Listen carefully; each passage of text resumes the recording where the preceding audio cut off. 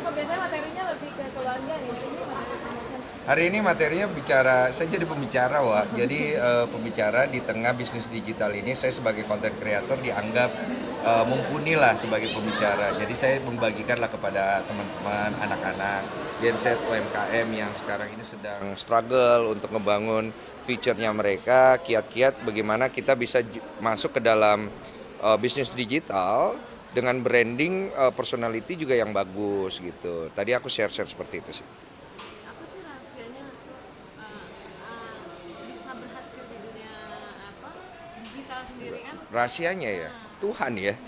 Kalau Tuhan udah berkehendak itu nggak ada yang nggak mungkin. Itu satu hal yang nomor satu. Yang kedua adalah bagaimana kita membangun karakteristik kita yang punya nilai yang bagus.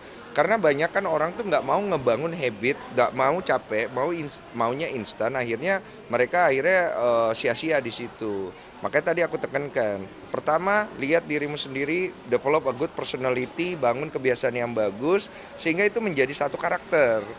Kalau misalnya karakter kita sendiri juga nggak punya value yang bagus, kita hanya ikut-ikutan sama orang, akhirnya image yang kita bangun itu adalah image yang orang lain atau orang yang kita kepengen seperti itu, tapi bukan kita.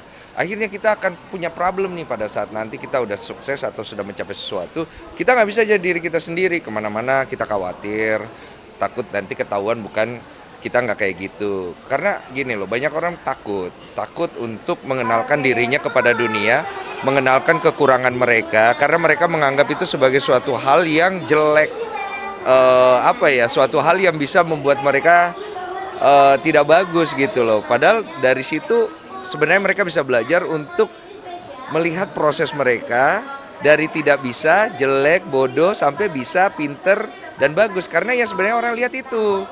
Dan orang bisa ngerti kok kalau awalnya kita nggak bisa. Orang bisa ngerti kok kalau awalnya kita takut. Tapi kita juga harus bisa belajar untuk ngejalani rasa takut itu. materi podcast kamu selalu tren, ya boleh dibilang selalu tren nih mas. Mana ya boleh dibilang jutaan, jarang banget yang puluhan ratusan tuh jarang banget ya. Kebetulan sih, mungkin penontonku udah cukup kuat aja. Dan bintang tamuku sih sebenarnya menjadi keuntungan dalam hal ini. Makanya aku tuh bilang podcast Curhat Bang itu kekuatannya ada di bintang tamu. Saya tidak menganggap peran saya di situ lebih besar jauh daripada bintang tamu. Makanya saya selalu ngelihat bintang tamu ini bagaimana caranya kita approach ke mereka.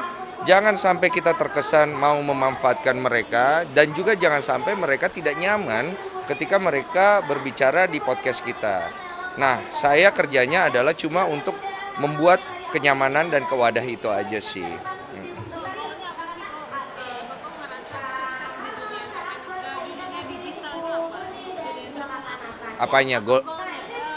Oh ya, oke, di sini dibilang sukses. Sukses itu kan banyak sekali perspektifnya. Kalau buat aku sendiri, sukses itu adalah tetap bisa menjadi diri sendiri, tetap bisa tahu kalau kita bisa salah, kita juga punya kekurangan, dan mau belajar untuk memperbagus itu aja. Jadi kesuksesan itu tidak hanya orientasi materi aja. Materi, pencapaian itu semua sudah di ranah Tuhan. Ranah kita adalah bagaimana kita mendevelop diri kita dengan kelemahan kita untuk kita perbaiki aja. Dan untuk menjadi jujur dengan kekurangan kita supaya kita bisa memperbaiki apa yang menjadi masalah kita. Karena kalau kita udah nggak jujur, kita nggak akan pernah memperbaiki itu. Gitu. Doa istri merupakan salah satu kunci sukses. Doa ibu, doa istri sekarang yang menurut saya itu menjadi pembuka jalan sih buat saya. Dan sekarang ada si kecil ya. Ada apa? Ada si kecil. Iya. Mungkin akan ikut nimbrung di dunia digital yang Koko akan meramaikan nanti. Iya, jadi sekarang ada baby ya yang lahir dan membuat saya merasakan satu experience baru sebagai manusia, berasa jadi bapak, berasa suatu hal yang baru ya saya nggak pernah rasakan, satu hal yang bikin penasaran, dan menurut saya sih ini akan menjadi bagian saya juga dalam kehidupan saya, dalam karir saya gitu loh. Cuma saya belum tahu nih arahnya mau dibawa kemana. Saya pengen jalannya natural, organik aja, dan sampai sekarang juga saya belum announce masalah kelahiran baby dan segala macam karena aku nggak mau terlalu akhirnya memanfaatkan momen untuk kepentingan saya pribadi, tapi saya pengen ketika kami sudah siap, maka kita jalanin gitu. Boleh kasih bocoran namanya siapa, jenis kelaminnya? Nama panggilannya aja, nama panggilannya Briel. Jenis kelaminnya perempuan, beratnya 3,1 kilo, panjangnya 47 cm. Dan udah lahir kemarin. Iya. Rahasia.